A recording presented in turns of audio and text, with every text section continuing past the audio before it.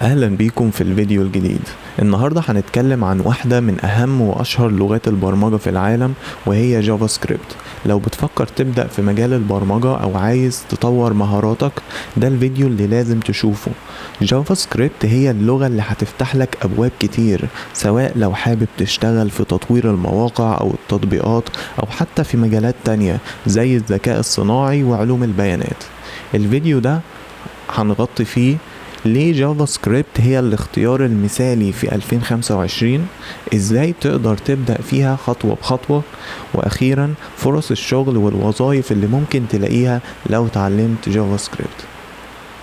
لو انت جاهز خلينا نبدأ. ليه جافا سكريبت هي افضل لغة برمجة في 2025؟ اول سؤال هنسأله، ليه جافا سكريبت؟ ليه هي من اشهر اللغات في العالم؟ في البداية لازم نعرف ان جافا سكريبت مش بس لغة للويب، دي لغة متعددة الاستخدامات، واللي بتخليك تشتغل في مجالات كتير، سواء في تطوير مواقع الانترنت لو كنت حابب تبني مواقع من الصفر او تحسن مواقع موجودة.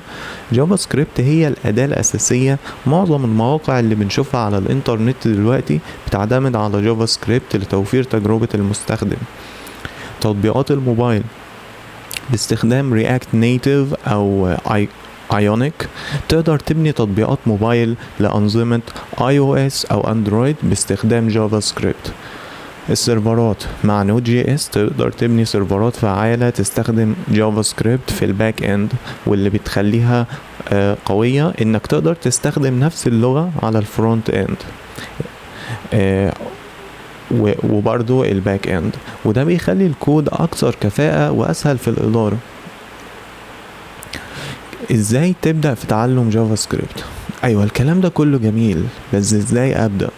دايما ده اول سؤال هتفكر فيه، او اي حد هيفكر فيه لو عايز يتعلم حاجة جديدة. الخبر الحلو هو انك مش لوحدك. جافا سكريبت واحدة من اسهل اللغات اللي تقدر تبدأ فيها، وفي كتير من الموارد المتاحة مجانا على الانترنت عشان تتعلم من البداية لحد الاحتراف. ازاي تبدأ؟ الخطوة الأولى هي فهم الأساسيات. زي أي لغة تانية لازم تبدأ بأساسيات اللغة، زي أنواع البيانات strings, numbers, arrays, objects، الدوال functions، والتحكم في التدفق if statements, loops. الخطوة التانية التدريب العملي. بمجرد ما تخلص الأساسيات لازم تبدأ تكتب كود وتطبق اللي اتعلمته في مواقع زي فري كود كامب وكود وورز. هتساعدك تبدأ تمرن مهاراتك. الخطوة الثالثة مشاريع حقيقية.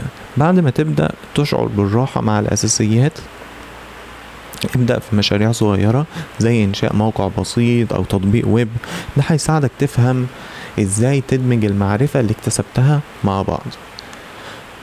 أهم أدوات ومكتبات جافا سكريبت. مفيش شك إن في أدوات ومكتبات هتساعد عليك وهتسهل عليك كتير أثناء التعلم. هنتكلم عن أشهر المكتبات والأدوات اللي لازم تبقى عارفها. لو حابب تبني واجهات مستخدم تفاعلية وسريعة، لازم تتعلم رياكت، وهي واحدة من أشهر المكتبات في العالم، وكل الشركات التكنولوجية الكبيرة بتستخدمها.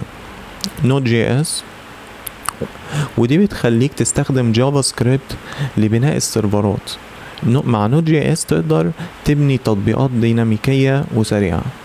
فيو جي اس وانجولار دول مكتبات تانية من الجيل الجديد اللي ممكن تستخدمه في بناء تطبيقات ويب تفاعلية.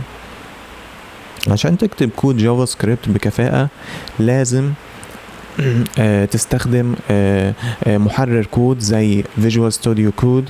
في العديد من الإضافات اللي هتساعدك تكتب كود أكثر تنظيما. فرص الشغل لو اتعلمت جافا سكريبت. انت دلوقتي اتعلمت الاساسيات وبدأت تكتب كود، ايه بعد كده؟ المرحلة دي هتكون اكتر اهمية لانك هتبدأ تفكر في فرص الشغل. مطور الفرونت اند، هتقدر تبني واجهات مستخدم باستخدام جافا سكريبت ورياكت. لو انت مهتم بالتصميم وتجربة المستخدم، ده المجال اللي ممكن تبدأ فيه. مطور الباك اند، مع نود جي اس هتقدر تبني سيرفرات وتطبيقات معقدة وتتعامل مع قواعد البيانات وتطوير ال APIs. مطور الفول ستاك، لو اتعلمت جافا سكريبت كويس ممكن تشتغل في الفول ستاك ديفلوبمنت، وتشتغل في الجهتين فرونت اند وباك اند. ده المجال اللي بيطلبه سوق العمل بقوة. ما تنساش جافا سكريبت مش بس للوظائف التقليدية، دي بتفتح لك فرص شغل في شركات عالمية وستارت ابس جديدة. لو كنت مهتم تبدأ في مجال البرمجة أو لو عندك شغف لتعلم لغة جافا سكريبت، دلوقتي ده الوقت المثالي ليك. مع الأساسيات البسيطة، الأدوات القوية والمكتبات الحديثة، تقدر تبني مشاريع رائعة وتفتح لنفسك فرص شغل مميزة. لو الفيديو ده عجبك ما تنساش تعمل لايك وتشترك في القناة علشان تتابع كل جديد. لو عندك أي سؤال أو كنت عايز تعرف أكتر عن أي نقطة اكتبها في الكومنتات وأنا هكون سعيد بالإجابة.